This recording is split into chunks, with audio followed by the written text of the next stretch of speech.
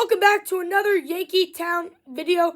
And in this video, I will be talking about players that the Yankees should sign in free agency this offseason. And it's not players that played for them like in 2025. It's just new players that they should get.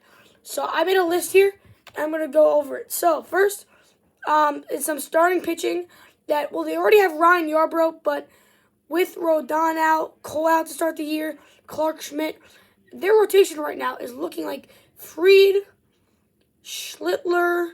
It's not going to be in order. This is just the pitchers that they have.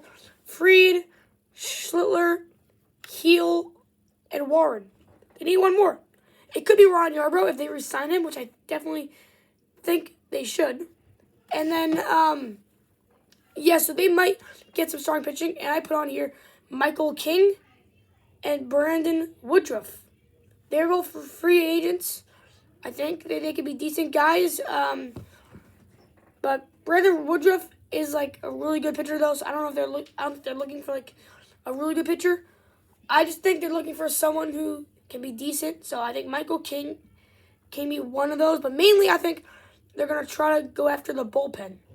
So I put Edwin Diaz, and Edwin Diaz. I hope the Yankees get him because he's a great closer. But I don't know why the Mets wouldn't try to get him. The Mets are one of the richest owners in baseball, and I don't know why the Mets wouldn't sign him. I think they could just pay him as much money as he wants. I think, but if they're trying to re-sign Alonso, I don't know if they're going to give a big amount of money to Diaz too. So Edwin Diaz could definitely be a guy they could get. Andres Munoz. He was a really good closer for Seattle this year. He's a free agent. I don't even know that, but yes, I definitely would like him to be on the Yankees. Next is Robert Suarez. He was the Padres closer. He was a really good closer too. And then next is Pete Fairbanks.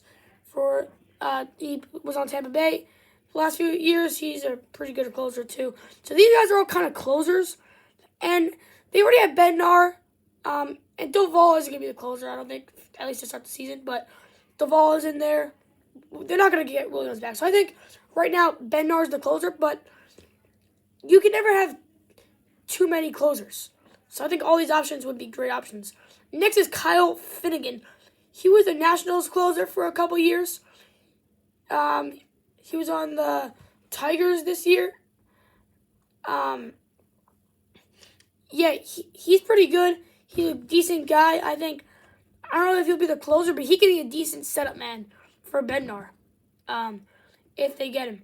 So, yeah, that's basically it. I'm just looking at players that they should sign, not really trade, because that's kind of difficult to, like, think about now. But a lot of people are saying they should get Bryce Harper in a trade. I don't think they would want to pay him that much money across all these seasons, because I think he's on his decline right now.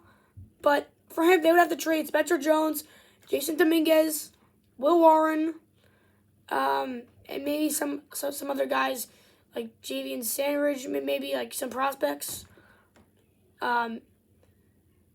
So that's basically it. And also last night, the Dodgers won the World Series, and I was actually rooting for the Dodgers because I know the Dodgers beat the Yankees in the World Series last year, and the Blue Jays just beat the Yankees in the ALDS, which is nowhere as big as the World Series.